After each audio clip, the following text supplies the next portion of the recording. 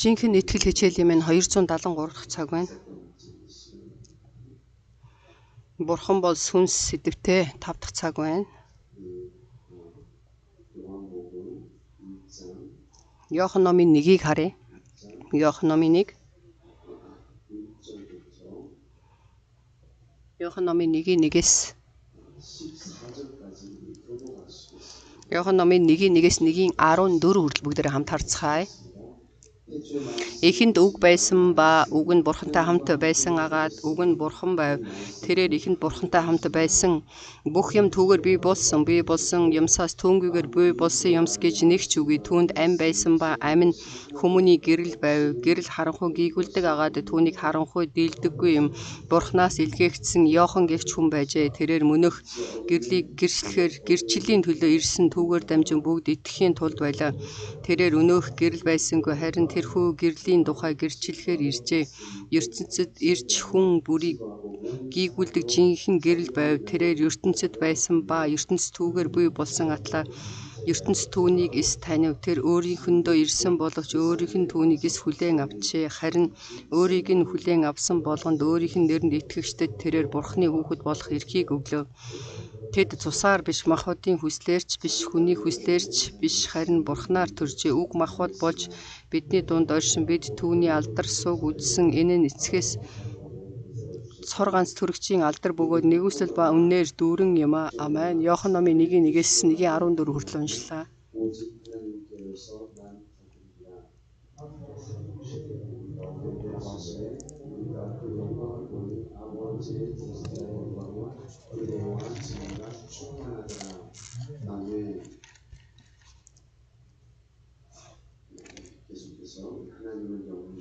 Бурхан бол сүнс 5 дахь цаг байна.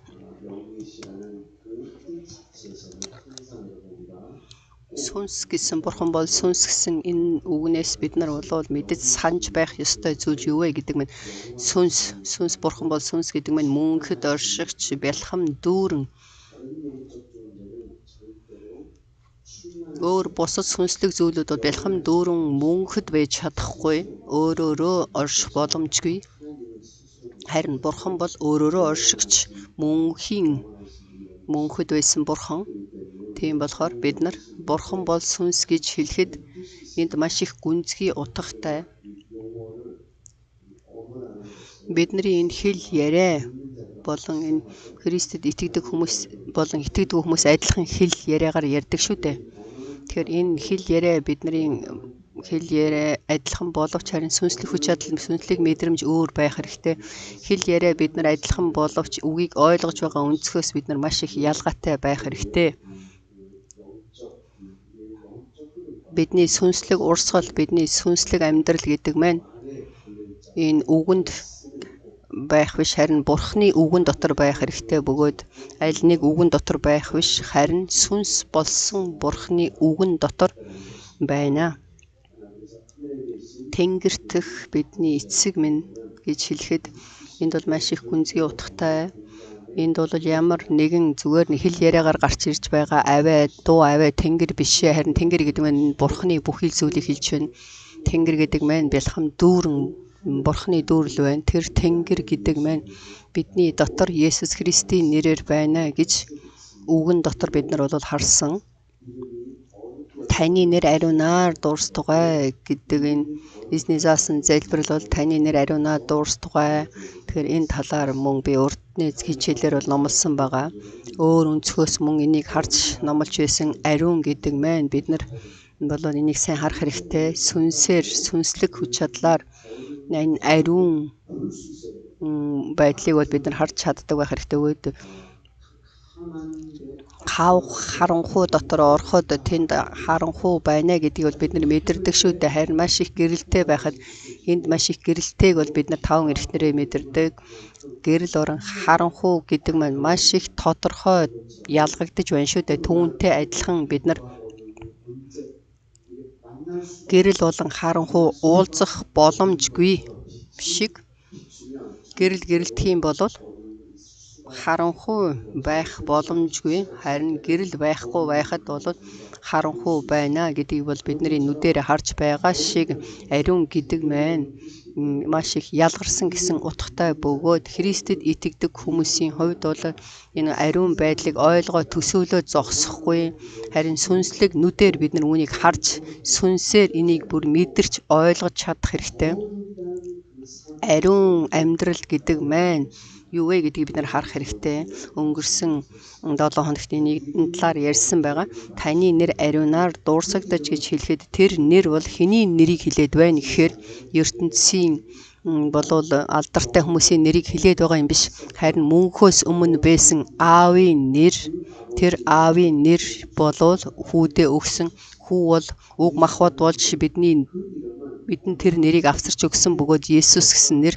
Энэ бол хэл яриа бий болохоос өмнө байсан Есүс гэсэн нэр. Тэгвэл хүн төрлөختний хэл яриа байхаас өмнө тэр Есүс гэдэг нэрийг яаж үнэхээр бид нарт бол хэлж сонсгож байна вэ гэхээр энэ хэл яриа байхаас өмнө байсан нэр, тэр нэр бол Есүсийн нэр. Харин хэл яриа бий болсны дараа бол хүний нэр байсан. Бүхий л амьтад Адам бол Еден цэцэрлэгт тэр олон амьтанд бол нэрийг өгсөн. Тэр нэр бол бүгд бүтээгдсэн нэр. Харин Йохагийн нэр ч гэсэн мөн Тэнгэр элчээр дамжуулан илчлэгдсэн нэр. Харин Есүсийн нэр гэдэг маань бэлхам дүүрэн нэр сүнсээ. Амен. Бэлхам дүүрэн нэр. Есүсийн нэр гэдэг маань үнэхээр ялгарсан, гайхамшигтай, ялгаатай ялгарсан нэр бөгөөд тэр хэмжээгээрээ үнэхээр бид нар ялгаж харж чадах хэрэгтэй. Таны нэр ариунаар дуурстугай гэж бид нар эзний заасан залбирлыг уншихад Есүсийн нэрийн талаар бол бид нар маш олон номлолыг мөн сонссон байгаа. Ялгарх хэрэгтэй. Есүс энэ онцгой ялгаатай байх талаар маш их тодорхой бүх зүйлийг илчилсэн.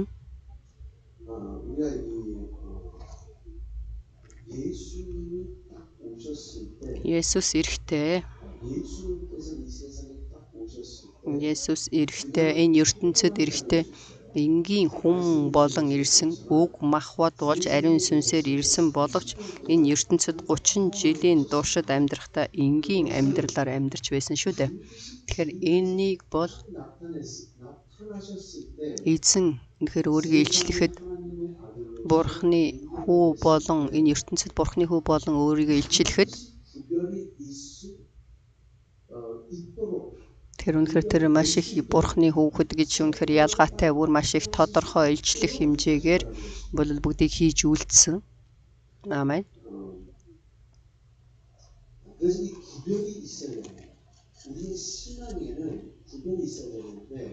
Бидний итгэлийн амьдралд энэ ялгаа гэж байх хэрэгтэй. Онцгой. Буруу буу ойлгоорой гэж хүсэж байна. Би энэ үгийг эзний өдөр номлох гэж байгаад 25 Крисмасын 25-ны өдөр бол Христэд итгэдэг хүмүүс ирэх учраас энэ номлолыг бол хийж болохгүй болоод өнөөдөр хийж ах шиг байна. Ургацын баяр болон Крисмасын баяраар Христэд итгэдэг хүмүүс бол маш их ирдэг юм байна. Тэгээд тэр өдөр бол хэцүү номлол хийж болохгүй, хаяа нэг ирдэг хүмүүс байгаа учраас тэд нарт тааруулж номлох хэрэгтэй юм байна. Иесусийн дахин тэр одоо төрсөн өдөр. Тэгээд энэ өдрийг энэ талаар бол би маш их гүнзгий та бүгдэд ойлголтыг өгөх хүсэж байна.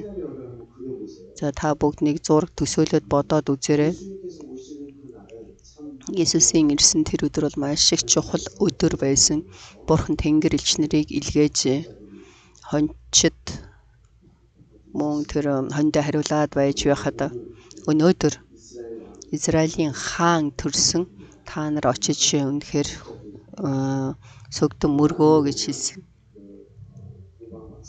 Дараа нь бол тэр гайхамшигтай эрдэмтэд судлаачид бол ирж мөн Есүс дээр ирсэн шүү дээ. Тэгээд Есүсийн нэрийг өгсөн. Тэр нэр бол Иммануэль нэрээ. Есүсийн нэр гэдэг нь Иммануэль гэсэн нэр. Тэр бол Бурхны хүү. Тийм ээ. Гэхдээ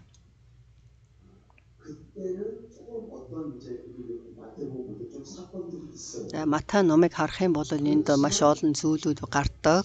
Харин сонирхолтой нь 30 жилийн туршид цаг хугацаа хурдан өнгөрч Есүс Христийн сайн мэдээний эхлэл хизээс эхэлсэн бэ гэхээр Есүс Христийн сайн мэдээний эхлэл үг энийг бол тодорхой харах юм бол Есүс Христ Бурхны хүүхэд болсон Есүс Христийн талаарх үг хизээ эхэлсэн бэ гэхээр Марк ном бол маш тодорхой хэлж өгсөн. Марк номыг бүгдээрээ харцгаая. Марк номын 1. Марк ном нь Библийн номын шингээрээнд хамгийн түрүүнд бичигдсэн ном гэж байгаа. Марк ном. Марк номын 1. За Марк номын 1-1-ийг би уншаад өгье. Бурхны хүү Есүс Христийн сайн мэдээний эхлэл гэж энэ Марк ном бол эхэлсэн байгаа. Амен. Сайн мэдээний эхлэл. Бурхны хүү Есүс Христийн сайн мэдээний эхлэл. 2 дээр иш үзүүлэгч Исаягийн номонд харагтун би түрүүнд чинь зарлаг илчээ илгээн тэрээр замыг чинь бэлтгэн гэсэнчлэн Бурхны хүү Есүс Христийн сайн мэдээний эхлэл хаанаас эхэлсэн? За тэгээд тэр төрснөөс эхлээд бол сайн мэдээ бол эхлэегүй байна. Хаанаас эхэлсэн бэ гэхээр Есүс баптизм хүртээгч тэр Иохантай уулзаж за тэгээд баптизм хүртсэн байгаа Иоханоос тэгээд баптизм хүртэж уснаас дэше гарч ирэхэд ариун сүнсийг хүлээн авч тэндээс бүх Бурхны ажлууд эхэлсэн. Тэгэхээр тэр бол Бурхны хүү Есүс Христийн сайн мэдээний эхлэл байсан. Есүс үг махбод болж энгийн хүний дөрхөөр төрсөн Матай номын 1-ийг харах юм болов тэгж харж магадгүй. Харин тэр хинбэ гэхээр Авраамийн өрөөдөн, Давидын өрөөдөн, Давидын хүү, Авраамийн хүү Есүс гэж бол бичсэн. Гэхдээ 30 жил өнгөрсний дараанаас эхлээд юу хэлсэн бэ гэхээр Есүс Христийн Бурхны хүү Есүс Христийн тэгээд ариун сүнсийг энийг харах юм бол ариун сүнсээр төрсөн үнэн. Гэхдээ Бурхны хүү болон төрж Бурхны хүү болон бүхэл сайн мэдээний ажлуудыг эхлүүлж байгаа тэр өдөр хизээ вэ гэхээр баптист Иоханоос баптизм хүртэж уснаас гарч ирэхэд ариун сүнсийг хүлээн авсан тэр хормоос эхлээд түүний сайн мэдээний ажлууд бол эхэлсэн.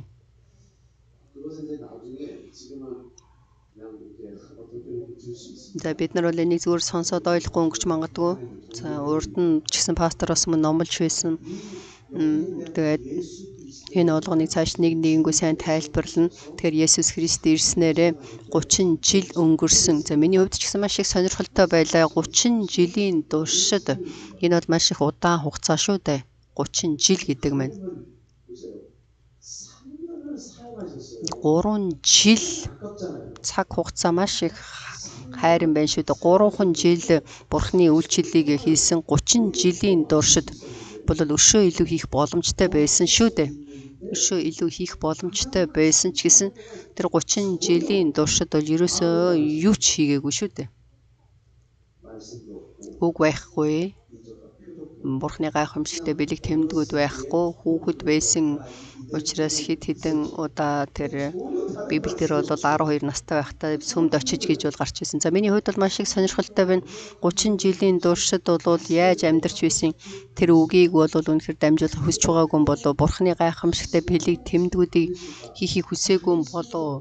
Тэнд явж байхдаа маш олон өвчтэй хүмүүс байна. Энэ харагдаж байна шүү дээ.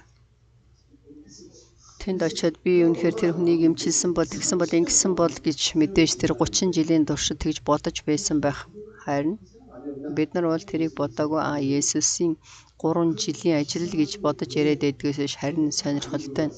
Би бол энийг маш их асууж ирсэн. Яхаараа 30 жилийн туршид юу чигээгүй харин 3 жил тэгэхээр баптизм хүртснээсээ дараа яагаад хийж эхэлсэн юм бэ гэхээр энэ дэр бол маш их чухал зүйл байна. Тэр юу вэ гэхээр энэ дэр бол маш их онцгой ялгарч харагдаж байна. Зүгээр л төрснөөсөө эхлээд эхлэл гэж хэлж байгаа юм биш. Есүс ч гэсэн энэ бүр онцгой бол энэ байдлын талаар бол ариун гэдэг энэ байдлыг бол бүр онцгойгоор харуулж өгч байна. Есүс бол 30 жилийн туршид юу ч хийхгүй энгийн амьдралаар амьдарч байгаад баптизм хүртсэний дараа баптизм гэдэг нь юу вэ? Хуучин хүнээ оршуулж шинэ бүтээл болон гарч ирнэ шүү дээ. Хуучин хүнээ оршуулан тэгээд тэндээс уснаас гарч ирж байгаа тэр дүрдөрх мэн ямар дүрдөрх вэ гэхээр жинхэнэ Бурхны хүү Есүс Христ. Энэ дүрдөрхөө. Амен. Амен. Баптизм хүртснийхээ дараа энэ бол миний хайртай хүү. Тэгвэл тэр урд нь бол хайртай хүү биш байсан юм уу гэ? Хайртай хүү мөн байсан. Гэхдээ Бурхны ажил эхлээгүй байсан учраас Бурхны хүү, цорын ганц Бурхны хүү, уг махбод болж ирсэн Бурхны хүү мөн гэсэн ч гэсэн тэр бол хизээнээс эхэлэх вэ гэхээр энэ онцгой энэ ариун гэдэг мэн бусдаас онцгойр нь ялгархыг хэлж байна. Маш их тодорхой бат онцгойрон ялгарч байгаа тэр цагаас эхлээд гэдгийг хэлж байна. Тэгэхээр бид нэр ариун болдоо гэж хэлэхээр ариун гэж ярьж байгаа юм биш. Ариун болсон тэр хормоос эхлээд алдрын эхлэл болох нь. Тэгэхээр итгэлийн амьдралын эхлэл гэдэг нь бүдэг бодог хийгээл хийж байгаа чинь итгэлийн амьдралаар амьдарч байгаа юм шиг амьдрахгүй юм мэдгүй. 5 жил итгэлээр явсан ч тэгэл адилхан л байна штэ. Тэр бол ариун амьдрал биш шүү. Итгэлийн амьдрал гэдэг нь. Миний ард түмнийг Израилийн ард түмнийг бол миний ард түмнийг гаргаа гэж хэлж байна. Миний ариун ард түмний гэж хэлсэн. Миний ард түмэн гэж хэлсэн. Бурхан энийг бол яаж ялгаж харж байна вэ гэхээр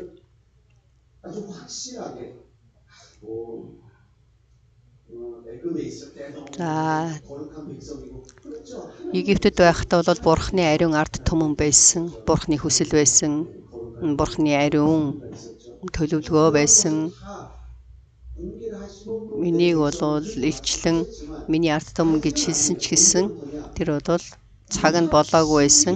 Үнэхээр бат бодвол тэр яаж үнэхээр аварч байна гэхээр улаан тэнгисээр гарч мөн ариун болж байна. Тэгэхээр ариун гэдгийг бид нар бол сайн ойлгохыг хүсэж байна. Ариун.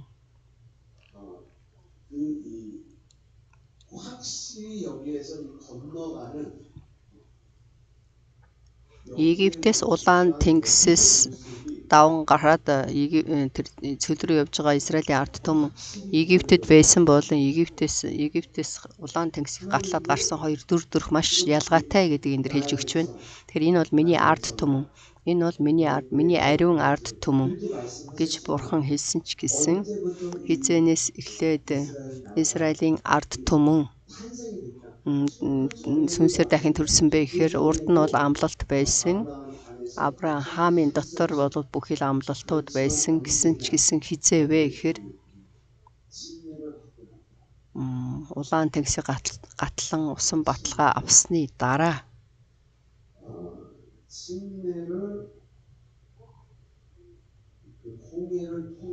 улаан тэнгисийг гатлан баптизм хүртэж хуучны хүнийг бол оршуулан бат итгэлтэй ариун ард түмэн болон гарч ирж ялгархад тэр цагаас эхлээд Бурхан бол гайхамшигтай ажиллана гэдэг нь маш их ялгаатай.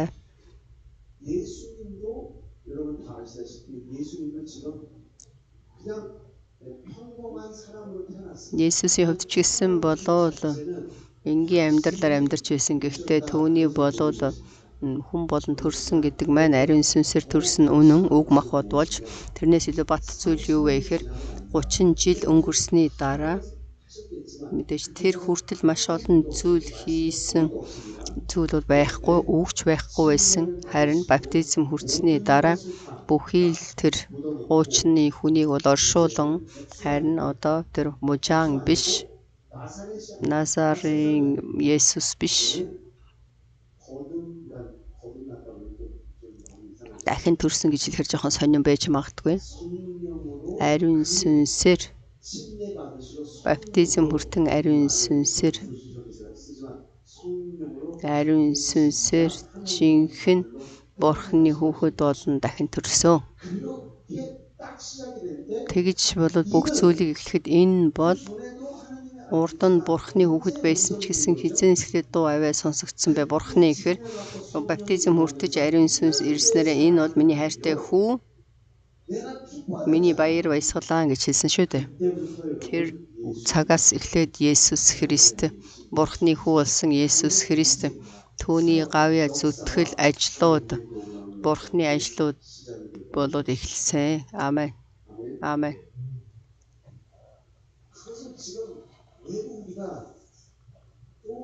Тэгэхээр бид нар энийг яагаад сураад өшөө илүү сураад байх хэрэгтэй юм бэ гэхээр Есүсийн баптизм, Есүс ч гэсэн баптизм хүртснээрээ баптизм гэдэг мэн үнэхээр бат үнэхээр бүрэн төгс онцгой ялгарч байгаа чадвар бид нар өөртөө мэдрэхгүй байгаа ч гэсэн Бурхны өмнө Бурхан бол бүгдийг маш их тодор харж байна. Энийг бид нар сайн мэдэх хэрэгтэй.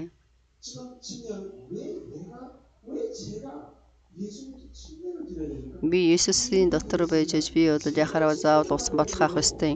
Харин би усан баталгаа авах ёстой шүү дээ гэж бодвол Иохан хэлсэн шүү дээ.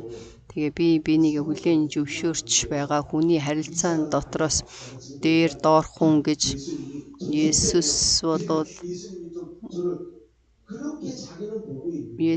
та надад усан баталгаа авах байсан шүү дээ гэж хэлж байхад харин Есүс болвол чи хэний ч хараагүй зүйлийг харахгүй байгаа зүйлийг Иохан бол харж байна. Есүс ч гэсэн мэдэж байна. Тэгэхээр энэ Бурхны хүслийг бол биелүүлэхийн тулд энэ усан баталгааг авах шаардлагатай учраас хий гэж бол хэлж байна шүү дээ. Тэгэхээр би энэ дээр усан баталгаа авна гэдэг мэн би бол хуучны мужаан байсан Есүсийг оршуулад Бурхны хүү болон баяр хөөргийг хүлээн авсан Бурхны хүүгийн хувьд бүхий л сайн мэдээний ажлын эхлэл эндээс эхэлнэ гэдгийг бол хэлж байна. Бурхан бол өөрийнхөө дуу аваагаар бол хүлээн зөвшөөрч Есүс ч гэсэн тэр газарт л бүгдийг сайн мэдэн эхлүүлж байна шүү дээ. Бүгдийг эхлүүлэхэд ариун сүнсийг хүлээн авч ариун сүнсээр цөлд сорилтонд орж энэ сорилтыг ялан тэр өөрийнхөө энэ ажлуудыг бол бүрэн төгс хийж бат үйлчлэл бол эхэлсэн байгаа. Амен. Бүрэн төгс үйлчлэлүүд нь бол эхэлсэн. Амен. Тэгэхээр харин бидний итгэлийн амьдрал ямар байна? Бид нар өнөөдрийг хүртэл амьдарч ирсэн. Бидний үнэхээр амьдарч ирсэн тэр зүйлүүд байгаа шүү дээ. Тэгэхээр бид нар болохоор Тэнгэрт байгаа бидний эцэг минь таны нэр ариунаар дурсагдаж гэж энэ хэлээд байгаа энэ үг минь ямар утгатай юм бэ гэхээр ариунаар дурсагдаж гэж бид нар дуулж байгаа юм биш шүү дээ. Ариун маш их үзэсгэлэнтэй ариун байна гэж хэлээд байгаа юм биш. Үнэхээр түүний нэр бат үнэхээр ялгаатай байж, түүний нэр ариун байж, түүний нэрэн доторх гайхамшигтай ажлуудыг ойлгон мэдэн бат итгэлтэй байхыг хүсэж байна. Амен. Ариунаар дурсагдаж тэр нэр таны нэр ариунаар дурсагдаж тэр нэрний хүч чадал үйлчлэл би одоо хуучин хүн биш. Би бол сүм чуулган гэдэг маань хуучны дөрвөш бид нар бол ариун Бурхны нэрээр Бурхны өмнө хүлээн зөвшөөрөгдсөн итгэгч нар жинхэнэ ямар итгэлтэй байх вэ гэхээр бид нар Есүсийн нэрээр баталгаа, усан баталгаа авсан бол тэр цагаас эхлээд бидний дөрхийг бол хараад Бурхан энэ бол миний хайртай хүү охин, энэ бол миний хайртай хүү охины дотор байгаа жинхэнэ итгэгч гэдгийг бол бид нар Бурханаас хүлээн авах хэрэгтэй. Амен. Энийг мөн би мэдэн эхлүүлэх хэрэгтэй. Миний итгэлийн амьдрал ямар амьдрал байна вэ гэхээр бат итгэлтэй итгэгч нар байх хэрэгтэй. Амен.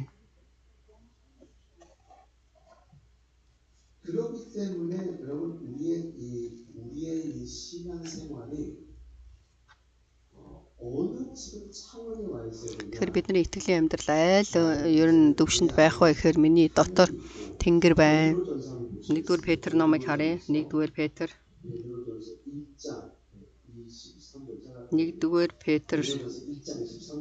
1-23-ыг харъя.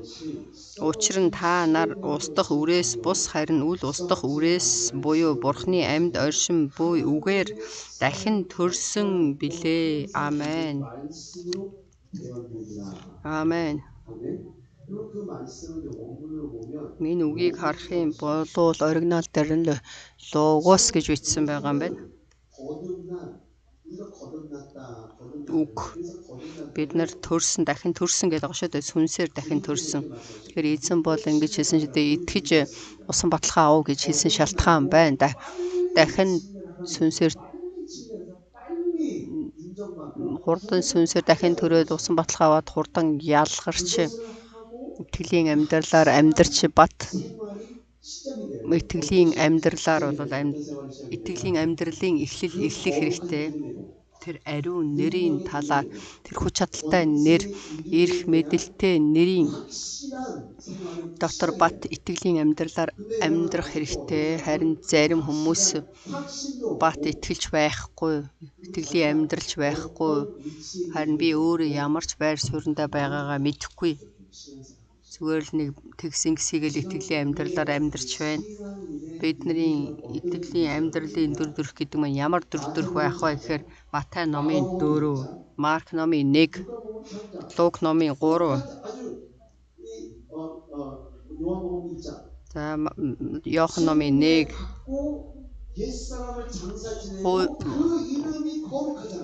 усан баталгаа аваад хуучин хүнээ бид нар оршуулан шинэ бүтээл болсон. Тэр нэр болвол нэрээр би бүх зүйлүүдийг эхлүүлж байна. Ямар зүйлийг эхлүүлж байна гэхээр Бурхны хүлээн зөвшөөрсөн итгэлийн амьдрал, ялсан итгэлийн амьдралын эхлэл түгээр зогсохгүй. Тэр цагаас эхлээд муу сүнс болоод бид нар руу дайрна. Хүүхэд байхад бид нар руу дайрч байсан болол харин Есүсийн хувьд бол 30 жилийн туршид бол тэр дайралт байхгүй байсан шүү дээ. Тэр хэмжээгээр энгийн хүний амьдралаар амьдарч байгаад харин баптизм хүртэн ариун сүнсийг авахд бол муу сүнс төрүүлж ирж байна. Бидний хувьд ч гэсэн мөн адилхан бидний итгэлийн амьдралд бол муу сүнс маш их дайрна. ертөнцийн хүмүүс бид нар руу дайрна.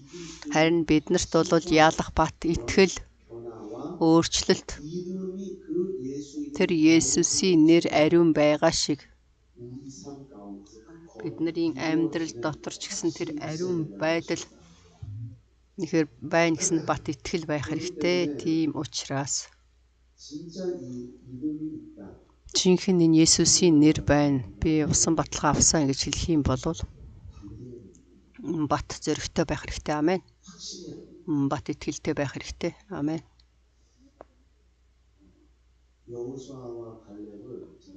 Йошуа, Галиб хоёрыг би дахин нэг харлаа.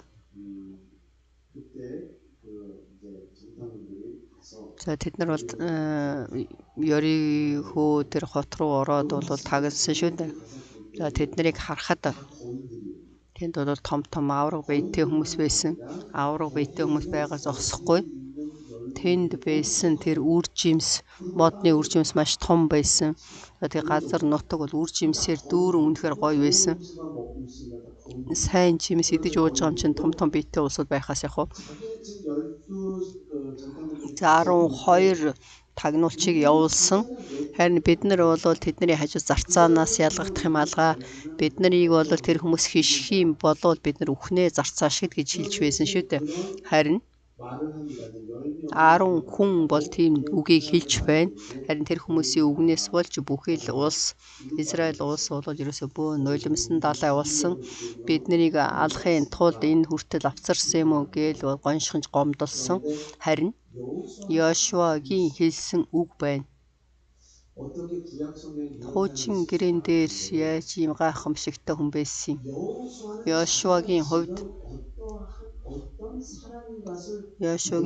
бол тэр хүн өөрөө ямар хүн бэ гэдгээ бол хаанаас бат итгэлийг авсан бэ гэхээр гэтэл номоос бол тэгээ маш олон хүмүүс энэ Египтэд байсан бол Египтээс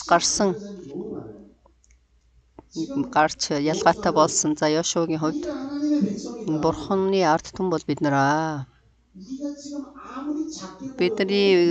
Биднийг хичнээн жижигхэн харсан бид нар хичнээн зарцаа байсан ч гэсэн Бурханы ард түмэн.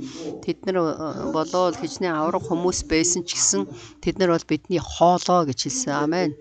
Тэгэхээр бид нар бол зарцаа, тэд нар бол бидний хоолоо. Тэгэхээр биднэрт бол идэх зүйл их байна гэж харж байна шүү дээ Йошуагийн хувьд. Харин бус хүмүүс болохоор тэр авраг хүмүүс бол бидний хишгнээ бид нар бол хинч биш гэсэн өрөвдөлтөй дүр төрхийг харуулж байна. Энэ өрөвдөлтөй дүр төрхөөр Бурхны хөөгтүүд үү мөн үү гэж гоншхонол гомдлоод байсан болол харин Йошуагийн хувьд түүний тэр сэтгэл мэдрэл бодож байсан зүйл нь хаана байсан бэ? Энэ бол бүрэн төгс ариун тэр сэтгэл мэдрэмж байна шүү дээ. Тэгэхээр бид нар Бурхны ард түмэн биш гэж үү?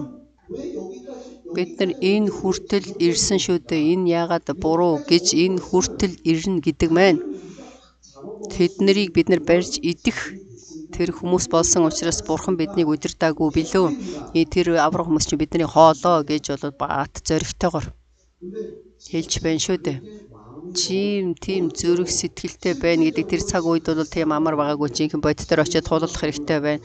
Тэр өөрийнхөө бол тэр зэвсгийг авчид тулалдах хэрэгтэй. Тэр том аврах биетэй хүмүүстэй жинхэнэ бодиттой зүйл гэдэг мэн тэр аврах хүмүүстэй бол тэмцэхэд бол ямар ч тийм хүч байхгүй. За тэгээд тэр Йерихо хот бол маш их өндөр болоод маш их бат хамгаалттай цайз шиг тийм өндөр хот байсан шүү дээ.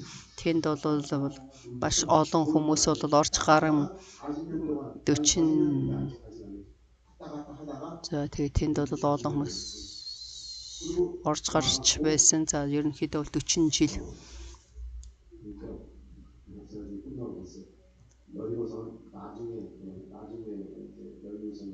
Ригосон энэ болохоор Канаан.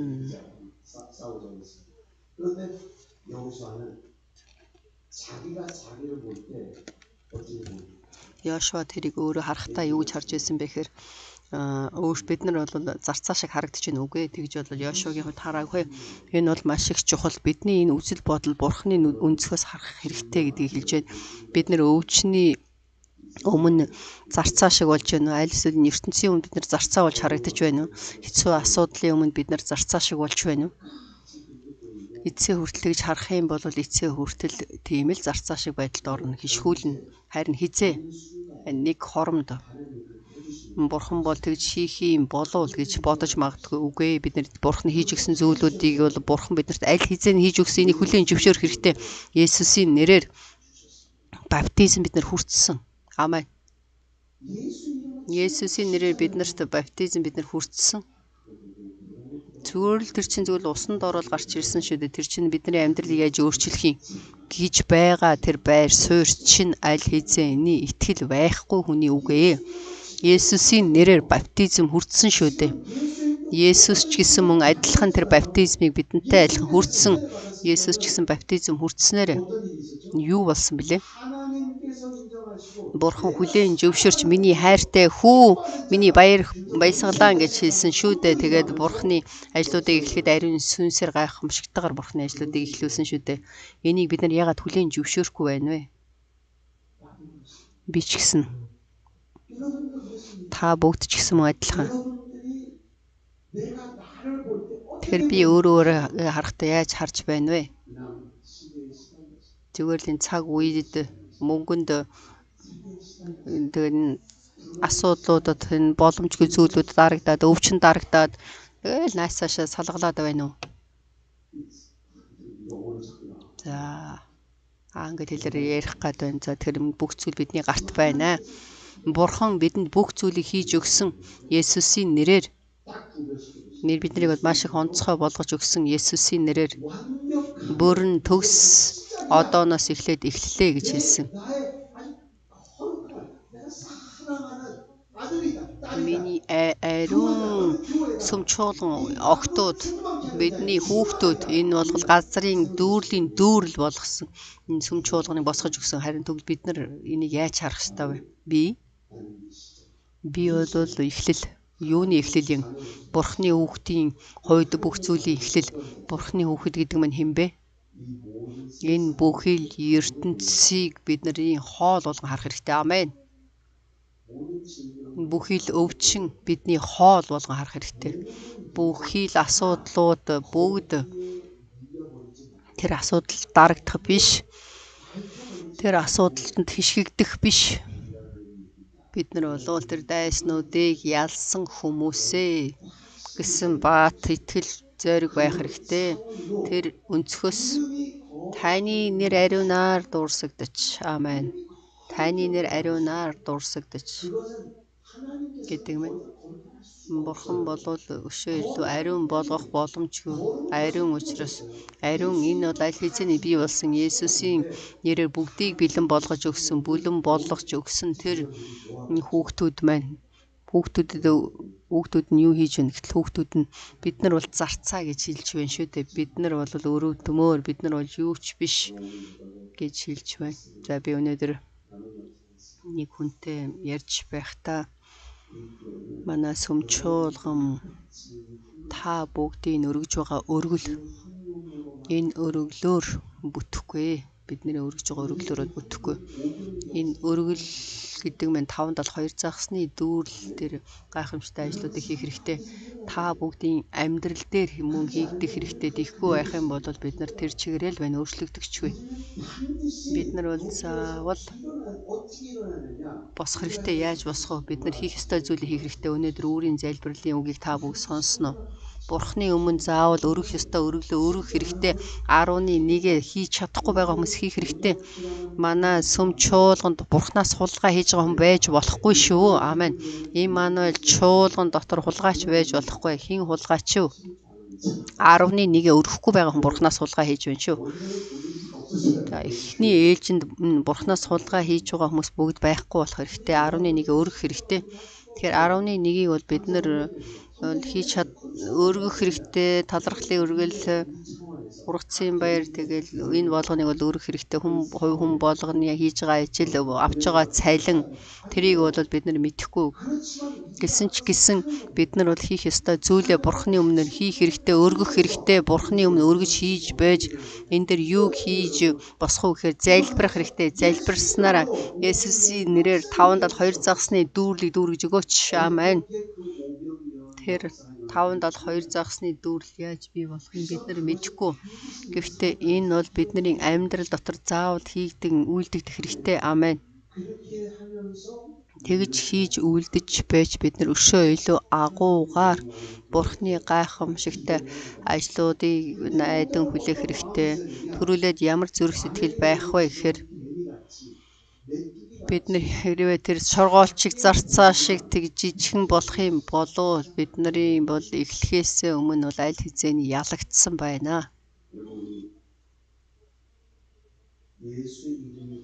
Есүсийн нэр ариун байгаа шиг миний хувьд ч гэсэн ариун зүрх сэтгэлээр залбирах хэрэгтэй. Таны нэр ариунаар дуурстугай. Иммануэль чуулганы итгэгч нараа та бүгдийн дотор гайхамшигтай Бурхны ажлууд байхыг хүсэж байна. Есүсийн дотор хийгдэж байсан тэр ажлууд бидний дотор ч гэсэн хийгдэж үлдэх хэрэгтэй. Амен. Тэр ариун нэр, тэр Есүсийн нэр, тэр Есүсийн нэрээр Бурхны өмнө хүлээн зөвшөөрөгдөн би ч гэсэн мөн түүнийг хүлээн зөвшөөрч Бурхны ажлууд бидний сүм чуулган дотор бүхий л үүд хаалганууд нэгдэн та бүгдийн хийж байгаа ажил үйлс бүс ямар ч зүйл хийж байсан тэнд Бурхны гайхамшигтай ажлууд хийх тийм зүрх сэтгэл байх хэрэгтэй. Тийм бодолтой байж ээж бид нар бол хийж үлдэх хэрэгтэй. Би одоо яг биш харин энэ одоо энэ байгаа нөхцөл байдлаа харах хэрэггүй. Харин ариун зүрх сэтгэлтэй байх хэрэгтэй. Түүний нэр Есүсийн нэр мөнхөд ариун байсан шиг ам байсан шиг тэр Есүсийн нэр ертөнцийнх биш. Тэр нэрнтэй нэг болсон хүмүүс байхыг хүсэж байна. Амен. Бүхий л үүд хаалганууд нэгдэхийг хүсэж байна. Агуу том үүд хаалганууд нэгдэхийг хүсэж байна. Бэлтгэлтэй байхыг хүсэж байна. Тийм сэтгэлээр өргөж үйлчлэхийг хүсэж байна. Манай сүм чуулганыг сэргээхийг хүсэж байна. Бид нар бол зөвхөн хүлээгээд зогсох биш. Йошуа Галиб хоёр шиг яалья. Дайрч орё хурдан ороод яалья. Бүгдийг очиод барьж идья гэсэн тийм зүрх сэтгэлээр итгэлээ бол харуулсан учраас тэд нар 40 жилийн туршид тэр Галиб Йошуа хоёр бол үнэхээр тэр үчлэж суугаагүй байсан эрүүл амьдарсан шүү дээ. Амен. Бид нар ч гэсэн мөн тийм байх хэрэгтэй. Есүсийн нэрээр бат зоригтой байхыг хүсэж байна. Есүсийн нэрээр бат итгэлтэй байхыг хүсэж байна. Бидний зүрх сэтгэлд бат итгэлтэй байж Есүсийн нэрээр ялахыг хүсэж байна. Бурхан эзэн минь танд талархъя. Бурхан эзэн минь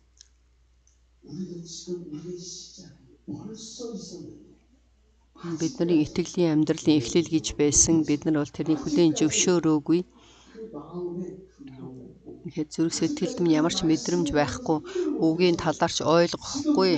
Одоо ч гэсэн эхлэхээс өмнө хоошоо ухран сууж байна. Бурхан минь Иммануэль чуулган бол хизээч тийм дүрхтэй байхааргүйгээр бид нар бол ялгарсан учраас Бурханы хүүхдүүд учраас Есүсийн нэрээр ариун ард түмэн ариун хүүхдүүд болсон ариун сүм чуулган болоход эзэм та туслаач. Бидний амьдрал дээр тийм зүрх сэтгэлтэй байж Бурханы өмнө үйлчлэн өргөлөө өргөж өшөө илүү үйлчилж сүм чуулганаа сэргээсэн итгэгч чуулган байхад туслаач. Талархъя. Аврагч эзэн Есүсийн нэрээр талархан залбирч байна. Тэнгэрт байгаа бидний эцэг минь таны нэр ариунаар дурсагдж таны хаанчлал ирэх болтугай. Хүсэлтэн тэнгэрчгийн газар дээр биелэгдэх болтугай. Бидний өдөр тутмын хүнсийг өнөөдөр бидэнд өгөөч. Бид өртөнгөдөө уучлсны адил бидний өрийг уучлаач. Биднийг сорилтонд бууруулаач. Бузар муугаас гэтлгээч. Учир нь хаанчлал хүч чадал алдарсуу мөнхөд таних. Амен. Баярлалаа.